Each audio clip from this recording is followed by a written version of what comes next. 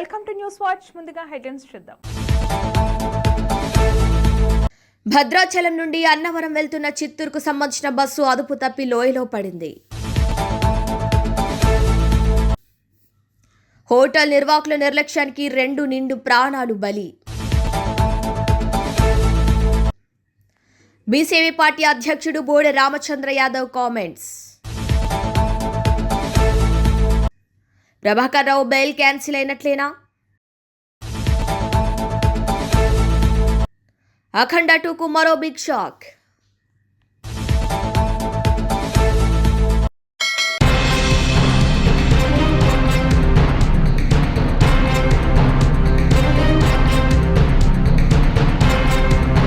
Nandamuri Balakrishna, Boyapati Srinu combination వచ్చిన అఖండ 2 సినిమాకు Telangana high court shock ఇచ్చింది. టికెట్ ధరల పెంపుపై లంచ్ మోషన్ పిటిషన్ దాఖలైంది. దీనిపై విచారించిన కోర్టు ప్రీమియర్ షో టికెట్ల రేట్లు పెంపు జీవో సస్పెండ్ చేసింది. హోంశాఖ, నిర్మాత, తెలుగు ఫిల్మ్ కార్పొరేషన్ కు నోటీసులు జారీ చేసింది. తదుపరి విచారణను రేపటికి వాయిదా వేసింది.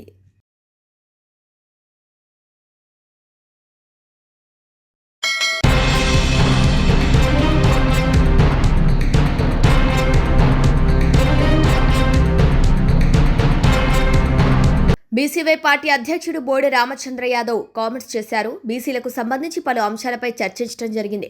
రాజధానిలో బీసీల వాటా హక్కు అంశాలను చర్చించారు.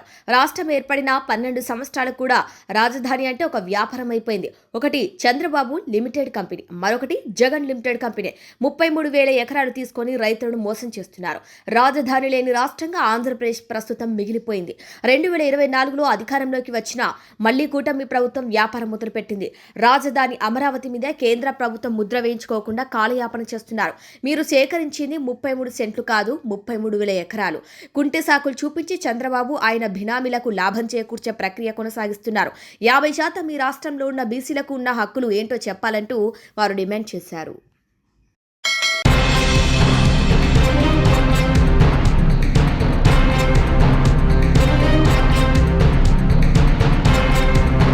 నంద్యాల జిల్లా సిరివెల్ల మెట్ట వద్ద జాతీయ రహదారిలో గురువారం రాత్రి ఘోర రోడ్డు ప్రమాదం చోటు చేసుకుంది. ఇటీవలే కర్నూలు బస్సు ప్రమాదం తరహాలోనే శ్రీవారి ట్రావెల్స్ సంస్థ బస్సు మోటార్ సైకిల్ను ఢీకొని 100 మీటర్లు ఈడ్చుకొని వెళ్లింది. హైదరాబాద్ నుంచి తిరుచుకి 18 మంది ప్రయాణికులతో వెళ్తున్న శ్రీవారి ట్రావెల్స్ బస్సు ప్రయాణిస్తోంది. మోటార్ సైకిల్పై ప్రయాణిస్తున్న చెన్నయ్య, చిన్న సుబ్బారాయుడు అనే వ్యక్తులు మృతి చెందారు. బస్సులో ప్రయాణిస్తున్న ప్రయాణికులు మాత్రం క్షేమంగా ప్రాణాలతో బయటపడ్డారు. కాగా ఈ ప్రమాద ఘటనపై పలు విమర్శలు వెల్లువెత్తుతున్నాయి. మెట్టపైన ఉన్న హోటల్స్ కారణంగానే ఈ ప్రమాదం జరిగినట్లు స్పష్టమవుతోంది. రాత్రి టీ తాగేందుకు వచ్చి వీరిద్దరూ మృత్యువాత పడ్డారు. టీ తాగి రోడ్డు దాటుతున్న సమయంలోనే ట్రావెల్ బస్సు వారిని ఢీకొని ఈడ్చుకొని వెళ్లింది. అలాగే హైవే అధికారుల నిర్లక్ష్యం వలన సీసీటీవీ ఫుటేజ్ కూడా లభ్యం కాలేదు. ఆలగడ్డ డీఎస్పీ ప్రమోద్, సిరివెళ్ల సీఐ దస్తగిరి బాబు ఘటనా స్థలాన్ని సందర్శించారు.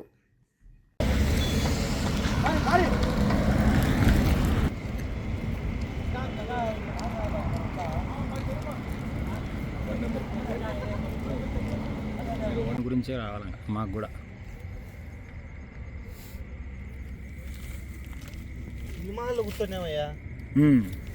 Same situation. నేను ముందర కూర్చోంటిని.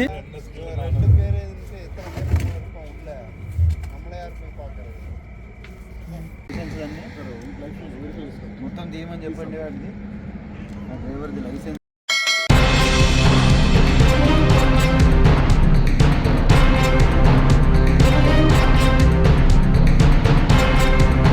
రేషన్ కార్డు లబ్ధిదారులకు, పాఠశాలలకు, ఆశ్రమాల్లో రేషన్ సరఫరాలో నిర్లక్ష్యం వహించే అధికారులపై శాఖాపరమైన చర్యలు తప్పవని రాష్ట్ర food commission member B Kantharao స్పష్టం చేశారు. రంపచోడవరం పీఎంఆర్సీ హాల్లో నిర్వహించిన పాత్రికేయ సమావేశంలో మాట్లాడుతూ పేదలకు ప్రతి నెల నిబంధన ప్రకారం రేషన్ అందించాలి. డొక్కా సీతమ్మ మధ్యాహ్న భోజన పథకం, ఆశ్రమ పాఠశాలల మెనూను తప్పనిసరిగా అమలు చేయాలి. విద్యార్థులకు నాణ్యమైన ఆహారం, సన్నబియ్యం పథకం, ప్రతి పాఠశాలలో ఆర్వో ప్లాంట్లు, మౌలిక సదుపాయాల ఏర్పాటు వంటి చర్యలు ప్రభుత్వం చేపడుతున్నట్టు తెలిపారు. అంగన్వాడీ కేంద్రాల్లో అటెండెన్స్ సమస్యలు, జీసీసీ, డిఆర్ డిపోల్లో రేషన్ పంపిణీలో లోపాలపై ఇప్పటికే మెమోలు జారీ చేసినట్టు చెప్పారు. ఈ కార్యక్రమంలో ఏఎస్ఓ విజయభాస్కర్, ఫుడ్ సేఫ్టీ అధికారి గ్రేస్మాశ్రీ, ఫుడ్ ఇన్స్పెక్టర్ ప్రశాంత్ కుమార్ పాల్గొన్నారు.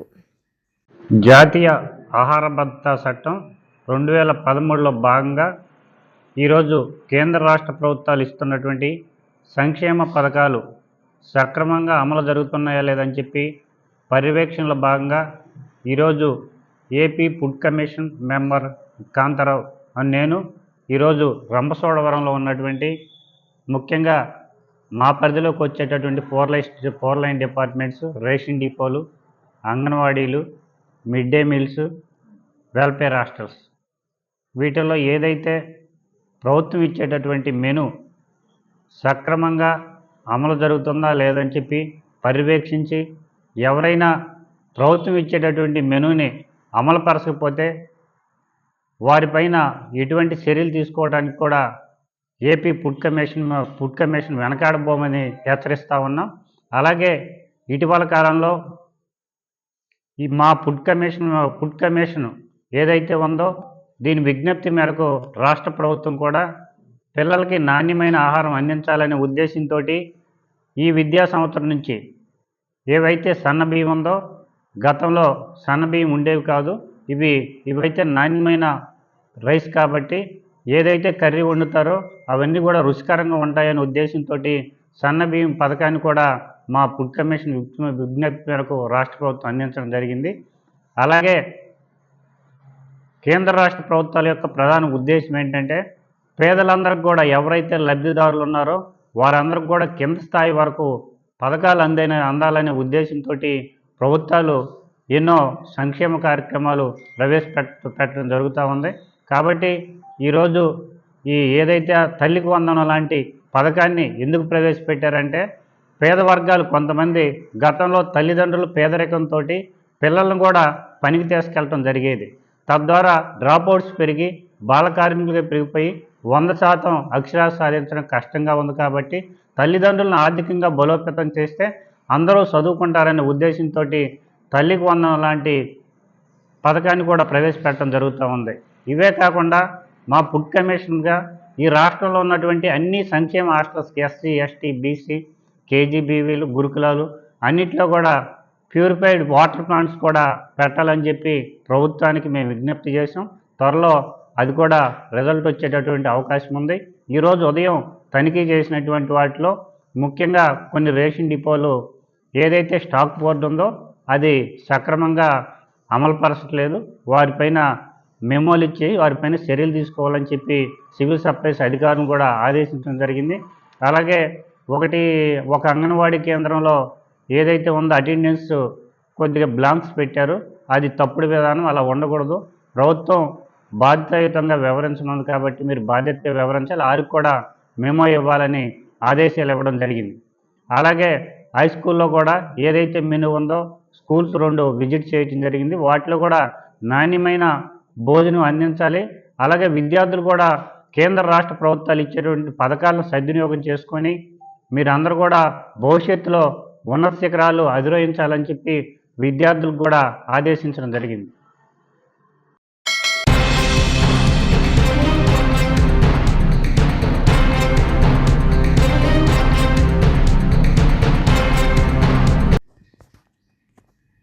తెలంగాణ ఎస్ఐబి మాజీ చీఫ్ ప్రభాకర్ రావును శుక్రవారం జూబ్లీహిల్స్ స్టేషన్లో సరెండర్ కావాలని సుప్రీంకోర్టు ఆదేశించింది. ఆయనను శారీరకంగా హింసించకుండా ఇంటరాగేట్ చేయాలని పోలీసులను ఆదేశించింది. ప్రభాకర్ రావు ఫోన్ ట్యాపింగ్ కేసులో A1గా ఉన్నారు. కేసు నమోదయ్యే సమయానికి ఆయన అమెరికా వెళ్లిపోయారు. పాస్పోర్ట్ రద్దు చేసి ప్రకటిత నేరస్తుడిగా రిట్ కార్నర్ నోటీసు జారీ చేసే సమయానికి సుప్రీంకోర్టు నుంచి రక్షణ తీసుకుని ఇండియాకు వచ్చారు. అయితే ఆయన విచారణకు సహకరించడం లేదని పోలీసులు సుప్రీంకోర్టుకు వెళ్లారు. ఆధారాలన్నింటినీ ధ్వంసం చేయడంతో పాటు విచారణకు సహకరించడం లేదని పోలీసులు ఆయన బెయిల్ రద్దు చేయాలని సుప్రీంకోర్టులో పిటిషన్ వేశారు. విచారణ జరిపిన సుప్రీంకోర్టు ఆయనకు పోలీసుల ఎదుట సరెండర్ కావాలని ఆదేశించింది. పోలీసులు ఆయన ఈ కేసులో ప్రశ్నించే అవకాశం ఉంది. తదుపరి విచారణ తదుపరి వారం జరుగుతుంది. అయితే ఇప్పుడు ప్రభాకర్ రావుకు గతంలో ఇచ్చిన బెయిల్ రద్దయిందా లేదా అన్నది మాత్రం సరెండర్ కావటం అంటే అర్థం అదేనని చెప్తున్నారు. కానీ కోర్టులో కాకుండా పోలీసుల ఎదుట సరెండర్ కావాలని సుప్రీంకోర్టు చెప్పిందని అంటే విచారణ కోసమేనని మరికొందరంటున్నారు. సుప్రీంకోర్టు తీర్పు తుది ఉత్తర్వులు వచ్చిన తర్వాతే అసలు క్లారిటీ వచ్చే అవకాశం ఉంది.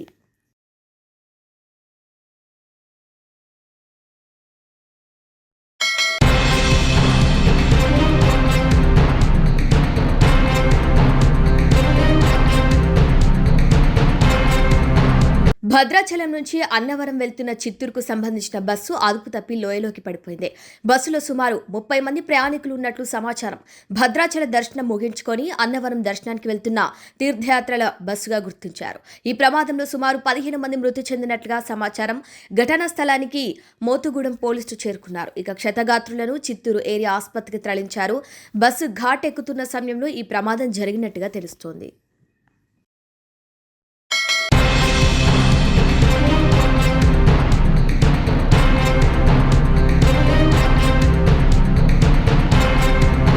చెప్తున్నారు. నేను మీలాగా పారిపోయే పిరికిపందని కాదు. మీరు ఏదైతే నా భర్త ఫోటో చూపించి మాట్లాడుతున్నారో ఆ ల్యాండ్కి సంబంధించి ప్రతి ఒక్క విషయాన్ని ఇవాళ నేను తీసుకొని వచ్చిన. ఇవాళ నేను ఎట్లా ట్రాన్స్పరెంట్గా క్లారిటీ ఇస్తున్నానో నేను చేసే ఆరోపణల మీద మీరు కూడా అట్లనే క్లారిటీ ఇవ్వాలని చెప్పి నేను డిమాండ్ చేస్తూ ఉన్నాను.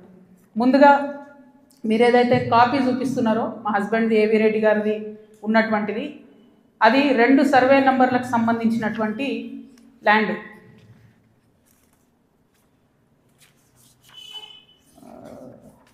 బ్రీఫ్ రవీంద్రబాబు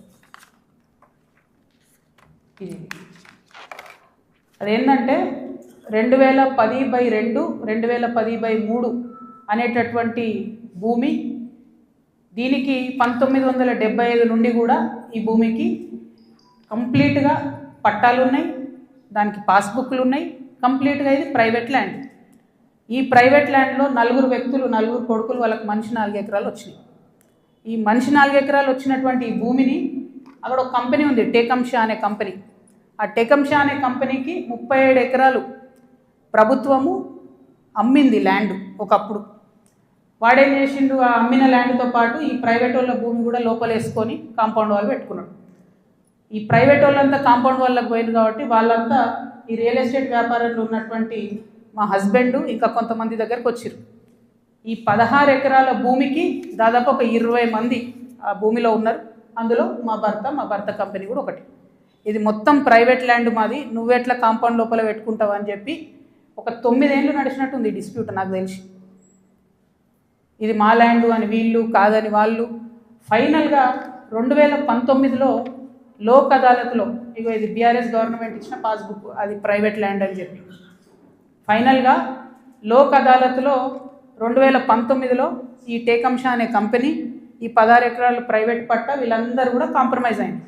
2019లో ఎప్పుడైతే కాంప్రమైజ్ అయినరో ఆనాడే ఆ ల్యాండ్తో నాకు కానీ నా భర్తకు కానీ సంబంధం లేదు.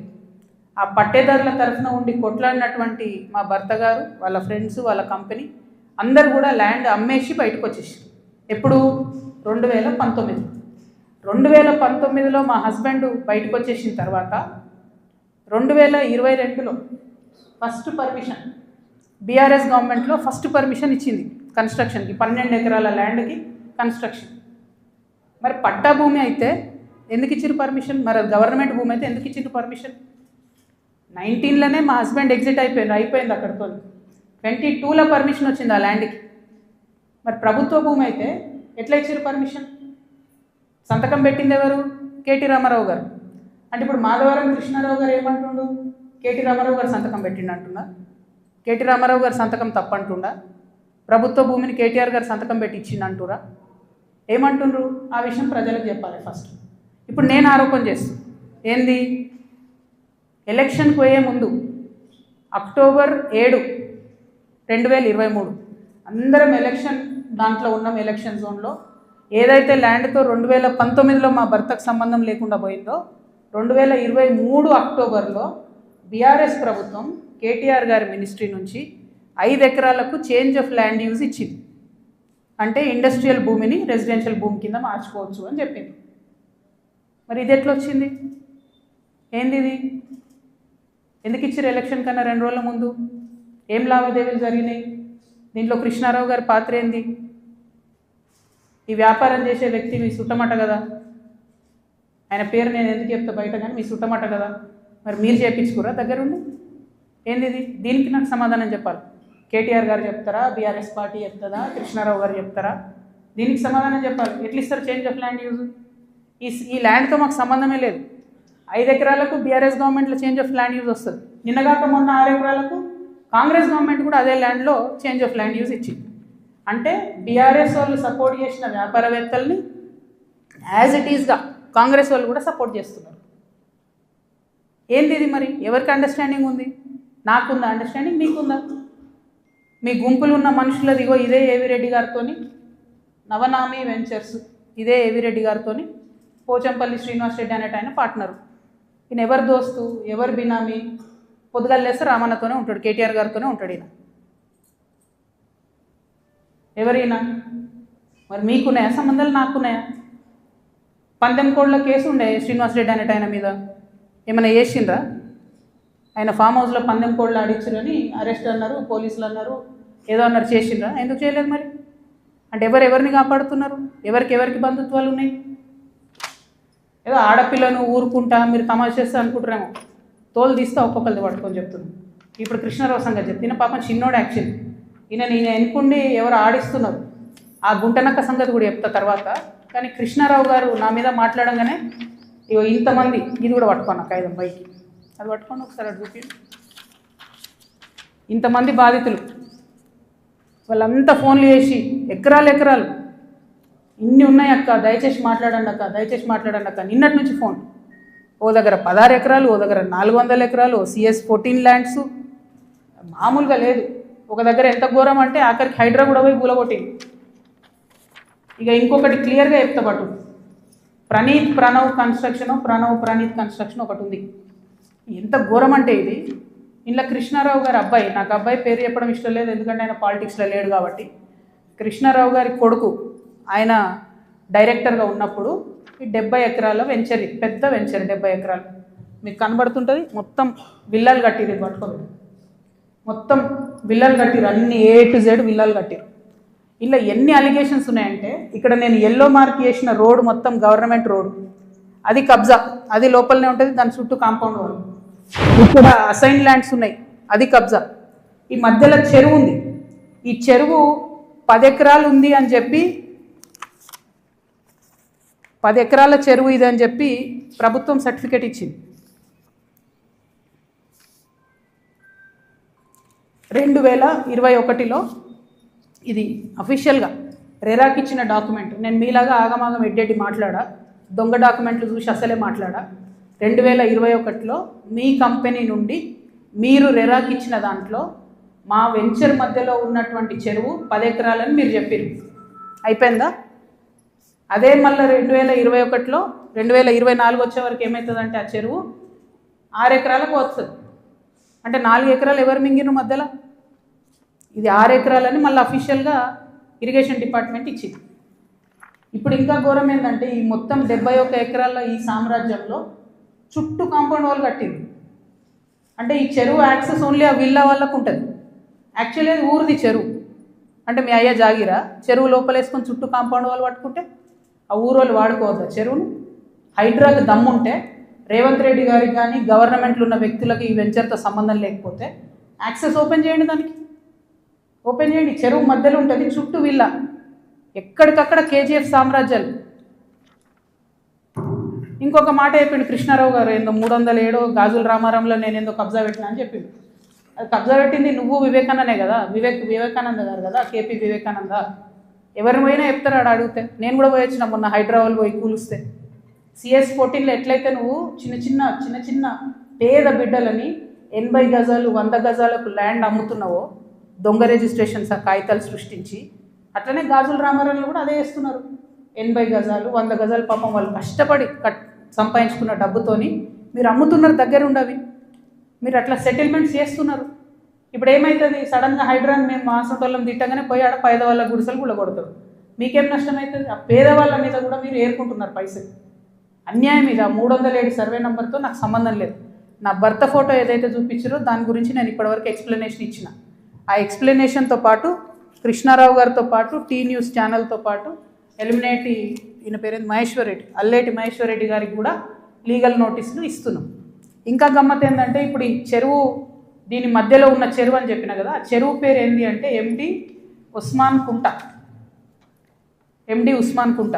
ఇక బీఆర్ఎస్ ప్రభుత్వంలో KTR గారి హయాంలో అద్భుతంగా ఏం జరిగిందంటే, బోల్డని చెరువులను ప్రైవేట్ బిల్డర్స్కి డెవలప్మెంట్కి అండ్ బ్యూటిఫికేషన్ కానీ ఇచ్చారు. ఇలా కొన్ని జెన్యూన్ ఉన్నాయి. మంచినే వాళ్ళు పాపం బ్యూటిఫికేషన్ చేసారు సిఎస్ఆర్ కింద. చాలా మటుకు ఎట్లున్నాయంటే ఇప్పుడు ఈ ఎవరైతే ప్రణీత్ బిల్డర్స్ ఉన్నారో ఆ ఫోటో పట్టు, ఆ మొత్తం 71 ఎకరాలు కట్టినటువంటి ప్రణీత్ బిల్డర్కే ఈ ఉస్మాన్ కుంట చెరువు డెవలప్మెంట్కి ఇచ్చారు. ఇస్తే ఆయన ఏం చేసిండు, దాన్ని డెవలప్ చేసి ఊరోళ్ళకి ఇవ్వకుండా డెవలప్ చేసి అందులో 4 ఎకరాలు మింగి ఆ 4 ఎకరాలలో 8 విల్లాలు కట్టి చుట్టూ కాంపౌండ్ వాల్ పెట్టి జనంకి అవకాశం లేకుండా చేసారు. అంటే నీకు డెవలప్మెంట్ కనిస్తే నువ్వు మింగేసినావు. అందులో నీ కొడుకే డైరెక్టర్ ఉన్నాడు కృష్ణారావు గారు. మరి సమాధానం ఇప్పుడు చెప్పు, ఏం చెప్తావు నాకు అర్థం కాదు. ఏదో నిన్నటి నుంచి తమాషా చేస్తున్నట్టు జాగృతలు దాడి చేస్తారు గీడి చేస్తారని. మాకు అట్లాంటి ఆలోచన ఏం లేదు. మేము మీ మీద దాడి చేసేంత పెద్ద వ్యక్తి మీరు కాదు. ఫస్ట్ థింగ్ వదిలేసేయండి, మీ మీద దాడి చేసే అవసరమే లేదు. మీ వెనుకో గుంటనక్క ఉంది చూసినావా, వాళ్ళని మాత్రం వదిలిపెట్టండి. ఆ గుంటనక్కకి చెప్తున్నాయి ఇప్పుడు వినమని. ఆ గుంటనక్క ఇంటుంటాడు, ప్రెస్ మీట్ నాకు తెలుసు. సియాట్ ల్యాండ్స్ ఉండే, దాన్ని తర్వాత ఏం చేసిండ్రు, సెయింట్ గోబెన్ అనే కంపెనీకి ఇచ్చిర్రు 70 ఎకరాలు. దాని తర్వాత ఏం చేసిర్రు, ఈ గుంటనక్క రికమెండ్ చేస్తే మన BRS government favourite builder Vasavi ఉన్నాడు కదా, ఆ వాసవి బిల్డర్కే ఇచ్చిర్రు. అయితే ఒక అధికారి దానిలో చాలా కీలక పాత్ర. ఆ అధికారి ఇప్పుడు ఈ గవర్నమెంట్లో కూడా కీలకంగా ఉన్నాడు. కానీ ఖచ్చితంగా ఆ సెయింట్ గోబెన్ ల్యాండ్కి సంబంధించి ఆ అధికారి పేరు, నేను చెప్పే గుంటనక్క గారి పేరు 2 కలిపి నేనే ఇస్తాను. విజిలెన్స్కి ఇస్తా, ఈడీకి ఇస్తా, సిబిఐకి ఇస్తా. ఇక చూసుకోరు, ఏం చేసుకుంటారో వేసుకోరు. నేను మీలాగా ఫాల్తు అలిగేషన్స్ చేయను. నా భర్త ప్రైవేట్ ల్యాండ్లో వ్యాపారం చేసిండు. ఏ రియల్ ఎస్టేట్లో ఉన్న వ్యక్తి అయినా చేస్తాడు. మేమెన్నడూ ప్రభుత్వ భూమి జోలికి పోలేదు. ప్రభుత్వానికి ప్రజలకు నష్టమయ్యే ₹1 పని కూడా మేము చేయలేదు. మీరు అనవసరంగా లేనిపోయిన అలిగేషన్స్ నా మీద వేసి ఈమె ఏదో జనం బాట పేరుతో జనంలో పోతుంది, ఈమెను డిస్టర్బ్ చేద్దాం, మైండ్ ఖరాబ్ చేద్దాం అనే ఆలోచనలు పెట్టుకుంటే మాత్రం నేను చూస్తూ ఊరుకోను. ఇవాళ జవాబు ఎందుకు ఇస్తున్నా అంటే, నేను మీలాగా వెన్ను చూపించి పారిపోయే వ్యక్తిని కాదు. నా మీద వచ్చిన అలిగేషన్కి అవుట్ రైట్గా సమాధానం చెప్పే వ్యక్తిని. నా జాగృతి కార్యకర్తలందరికీ కూడా, తెలంగాణ ప్రజలందరికీ కూడా నేను క్లారిటీగా చెప్తున్నాను. 10 ఏళ్ళ బీఆర్ఎస్ పాలనలో నాకు ఏ దాంతో కూడా సంబంధం లేదు. నన్ను నిజామాబాద్ వరకు పరిమితం చేసిండ్రు. 5 ఏళ్ళే నేను యాక్చువల్గా ఉన్నది.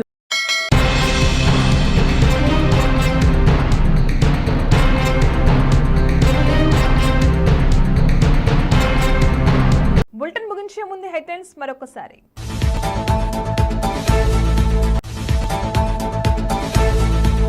భద్రాచలం నుండి అన్నవరం వెళ్తున్న చిత్తూరుకు సంబంధించిన బస్సు అదుపు తప్పి లోయలో పడింది.